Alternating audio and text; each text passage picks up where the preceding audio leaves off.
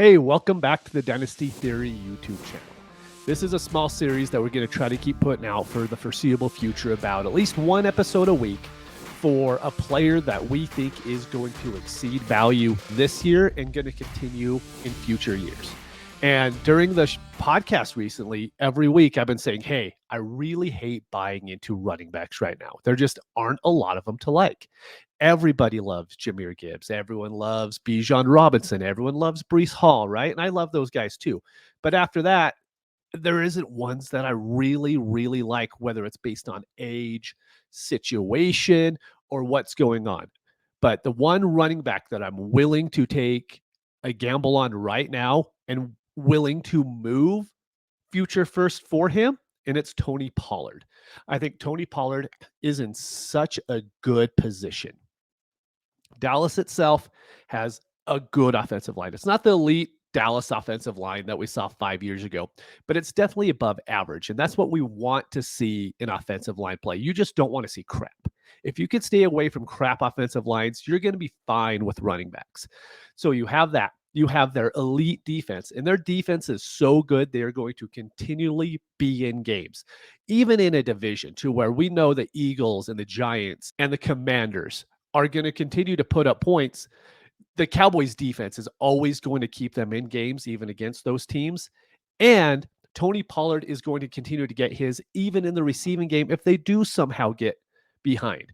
And if you just take a step back and just look at the offense as a whole, right? Right now, they have a second-year tight end playing, and they have Brandon Cooks, which is really good on the other side of CeeDee Lamb. But then you look at the running back position, they have Pollard.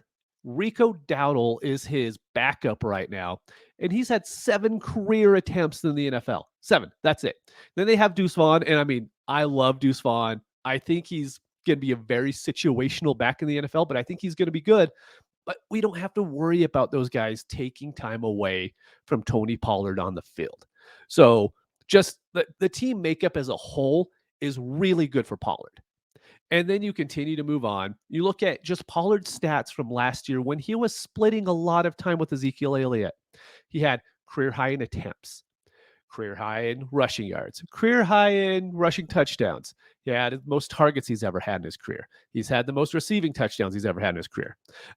He is in just such a smash situation. And right now he's running back 9 in Dynasty, according to Fantasy Calculator right now. And it's absurd. And everyone could be like, oh, well, it's the franchise tag. Well, there's running backs above him that are on, a little form of their own franchise tag right now with like Barkley and stuff, right? So look at the running backs that are ahead of him. Christian McCaffrey is older than him. Barkley is older than him. Nick Chubb is older than him. Austin Eckler is also older than him. And then you have guys like, I love Jahmyr Gibbs, right? Obviously, you see the Lion stuff on the wall. I have Gibbs as my running back too right now. But there's every reason why Gibbs cannot perform this year. Pollard could jump him going next year. And everyone's going to push back. It's like, oh, he's on the franchise tag.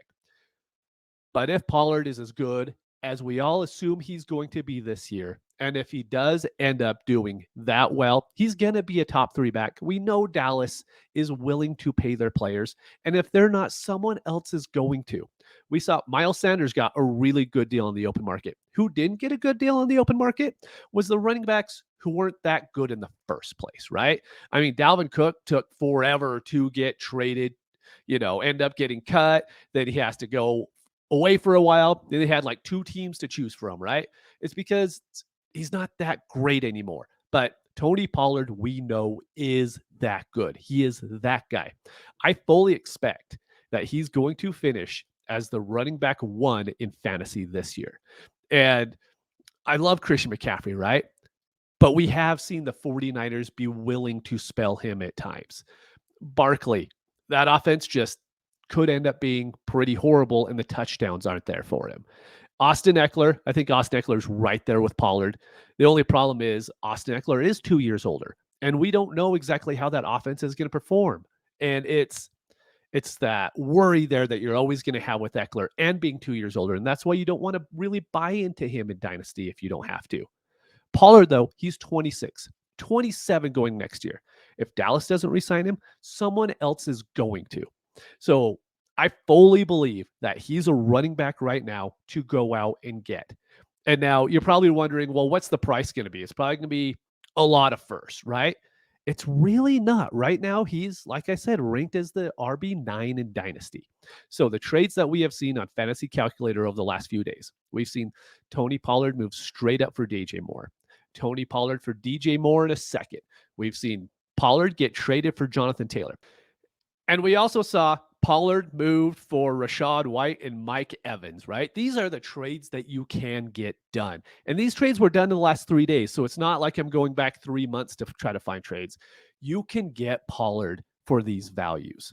So in my opinion, he is the running back to go out and get if you don't want to go out and pay Bijan prices or Jahmyr Gibbs prices, right? Which makes sense because their prices right now are really high. And they should be because they're the only young, good running backs in Dynasty right now that we could actually look forward to a good workload from them and not have to be like, well, if this and this and this happens, then they could end up being good. So for me, long story short, Tony Pollard, go out and move. Get him. If you have the 106 right now and you're pretty confident you have a mid 24 first, I would move that and I'd be willing to add on a piece as well. If I have to move Cam Akers and that first and I get Pollard back, I'm doing that on every competing team that I have. Anyways, this was just another short that we're going to do. We're going to put some more out in the future. But if you like it, please like and subscribe, and we'll see you during the weekly show.